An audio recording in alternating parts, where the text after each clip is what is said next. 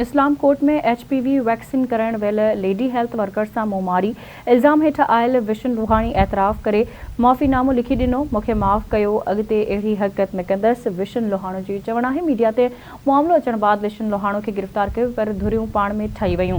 अहम ख़बर आहे, असां सां शेयर करे इस्लाम कोर्ट में HPV वैक्सीन करण लाइ वियल लेडी हेल्थ वर्कर सां मुंहमारी जे इल्ज़ाम में विशन लोहाणी एतराफ़ी माफ़ीनामो लिखी छॾियो।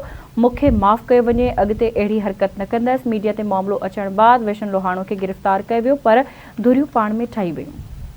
एक भेरो ॿीहर असां अहम ख़बर शेयर करे रहिया आहियूं। इस्लाम कोर्ट में HPV वैक्सीन करण लाइ वियल लेडी हेल्थ वर्कर सां मुंहमारी वारो मामलो, जंहिंमें लेडी हेल्थ वर्कर